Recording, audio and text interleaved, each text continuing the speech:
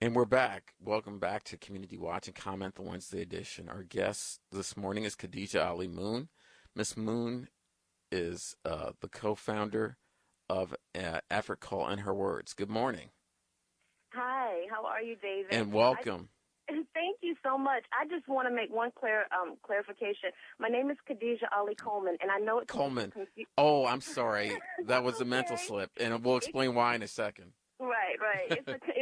It's confusing with all of these artists in D.C. We have many aliases. Khadijah Moon is actually my stage name, but my name is Khadijah Ali-Coleman.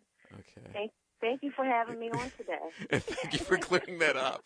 I'm so sorry, but That's okay. but let's move on. I understand that this long time effort that you've done, In Her Words, is having a sneak preview this morning. Can you give us some details, if you please? Oh, yes. This Saturday, March 1st, we're going to have a sneak preview of the production In Her Words. It's going to be at Everlasting Life, located on Central Avenue in Capitol Heights, Maryland. And it will be a sneak preview of our tour that is our production, which will begin touring in March. We're going to be making stops at the Smithsonian Anacostia Museum, the Charles E. Beatley Library in Alexandria, Virginia, and some more stops. And we're going to actually release all of our tour stops at the sneak preview this Saturday. So the sneak preview is at Everlasting Life. Again, yes. Which location is the Maryland location? Yes, 9123 Central Avenue, Capitol Heights, Maryland. And what time?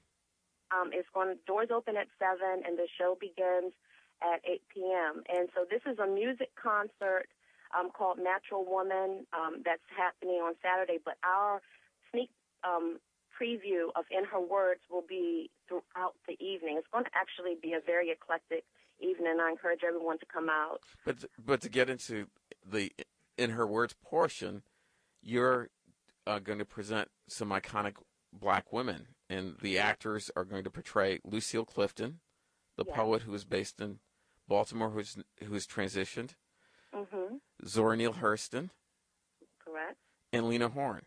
Did I leave anybody out? Yes. In addition to those three legendary artists, also Billie Holiday, Katherine Dunham, and Nina Simone. Nina Simone, yes. And so, In Her Words is it's a 50-minute presentation of music and theater where we include actual reenactments that depict the intersection of social activism, race, and culture. And we know all of these women as being just incredibly talented creatives. What sort of gets lost in translation over the years is their role in social movements in this country specific to race. And so In Her Words really addresses how these women balance their roles as entertainers as well as having social justice platforms. You yourself are going to do a portrayal of Lena Horne. What's distinctive about that? This will be our third year touring this piece. It was actually conceived in 2011 and debuted in 2012 through the D.C. Public Library System.